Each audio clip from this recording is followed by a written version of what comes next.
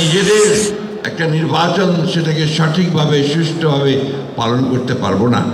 আমরাই নির্বাচন করব, আমাদের নেতা আমরাই নির্বাচন। এবং বাংলাদেশের স্বাধীনতার পর থেকে আজ পর্যন্ত আপনারা নিঃসন্দেহে আপনাদের অবদান রেখেছেন এবং এই দেশের সাধারণ মানুষের স্বাস্থ্যের রক্ষার ক্ষেত্রে আপনারা প্রচুর ভূমিকা রাখেন। আমার তো একটি কথা আছে, আপনারা কেউ কিছু মনে করবেন না। এই কথাগুলো একটু ভিন্ন ধরনের। আজকে আমি এসে দেখলাম এখানে যে আপনাদের এই নির্বাচন পরিচালনা করার জন্য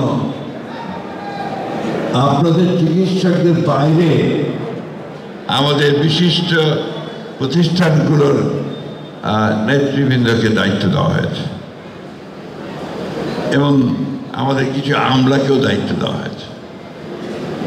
আমাদের ভারপ্রাপ্ত চেয়ারম্যান সাহেব মনে করেছেন যে এছাড়া বিকল্প নেই এবং এছাড়া এখানে একটা সুষ্ঠু নির্বাচন হবে না, যে কারণে উনি এই কাজটি করেছেন।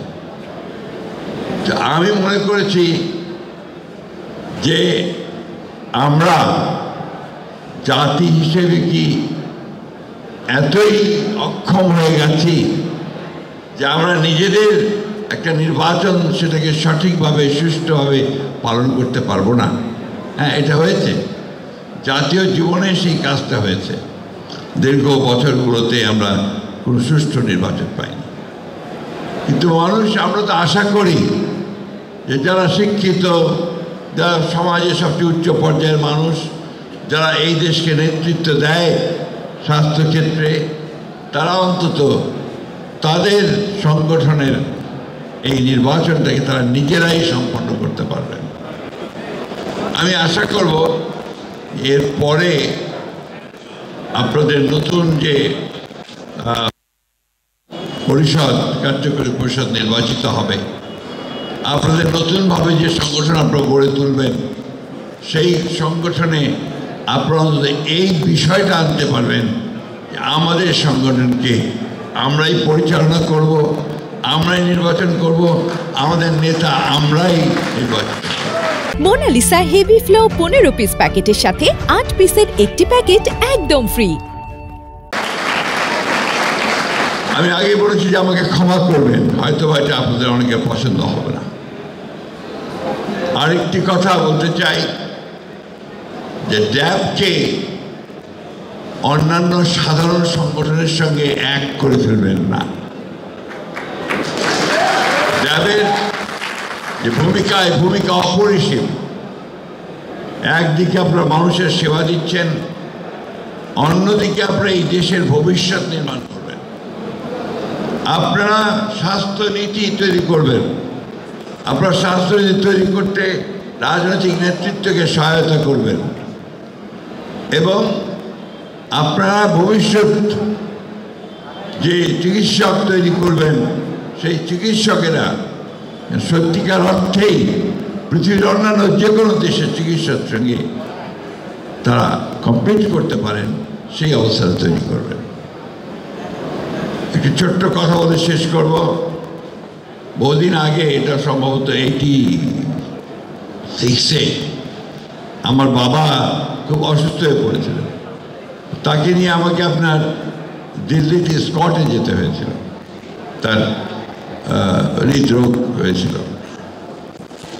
তো সেখানে চিকিৎসা করার পরে আমি সেই বিখ্যাত চিকিৎসক অশোক সেন, তার সঙ্গে আমি কথা বলছিলাম। তা আমি তাকে বললাম যে আচ্ছা, আমাদেরকে ভারতে আসতে হয় কেন? আপনারা কি মনে করেন যে আমাদের চিকিৎসকের মান আপনাদের চেয়ে নিচে? তোমার কোনো মতেই না। আপনাদের চিকিৎসকের মান আমাদের সমান তো বটেই, কোনো ক্ষেত্রে বেশি। সমস্যাটা অন্য জায়গায়। আপনাদের যে সিস্টেম, এই সিস্টেমে আনফর্চুনেটলি ডাক্তার সাহেবরা সঠিকভাবে তাদের কাজগুলো করতে পারেন না, হুইচ ইজ ভেরি ট্রু। আজকে শুধুমাত্র রাজনৈতিক মত থাকার কারণে, কোনো একটা দলকে ভালোবাসার কারণে বছর ধরে সিরাজগঞ্জের সারজাতে আপনার শিয়ালদা না কি নাম এটার কুঠি বাড়ি আছে না না আপনার সিরাজগঞ্জে, হ্যাঁ, তো সেইখানে একজন চিকিৎসককে বদলি করে শুধুমাত্র রাজনৈতিক কারণে তাকে রেখে দেওয়া হয়েছে। এখন পর্যন্ত তাকে এখানে আনা হয়। ভোলাতে রেখে দেওয়া হয়েছে, তাকে আনা হয়নি। আমার কথা বলি, আমি যখন কাশিমপুর জেল থেকে অত্যন্ত অসুস্থ হয়ে, আমরা অনেক চিকিৎসকরা এখানে আছেন, তারা জানেন, তারা দেখেছেন, আমাকে যখন পিজিতে রেফার করলো জেল কর্তৃপক্ষ, আমি আসলাম হুইল চেয়ারে, তো বটেই অত্যন্ত অসুস্থ ছিলাম। তারা যখন আমাদের চিকিৎসকরা তারা যখন পিজিতে ছিলেন, তারা দেখেছেন যে আমি উঠে দাঁড়াতে পারছিলাম না, বসেছিলাম। আমাকে সারা দিন ওই হুইল চেয়ারে ডিরেক্টরের রুমের সামনে বসিয়ে, তাদের ন্যূনতম সেই সৌজন্যটুকু হয়নি যে আমাকে ভেতরে গিয়ে বসিয়ে আমাকে ডাক্তার দিয়ে চিকিৎসা করাবে। শুধু তাই নয়, আমার তখন আপনার ক্যারোটিড আর্টারি ব্লক হয়ে গিয়েছিল, আপনারা অনেকে জানেন। সেই ক্যারোটিড আর্টারি চিকিৎসার জন্য আমাকে যখন আপনাদের পিজির চিকিৎসক সাহেবরা রেফার করলেন যে তাকে বিদেশে পাঠানো দরকার, আমাকে সরকার অনুমতি দেয়নি।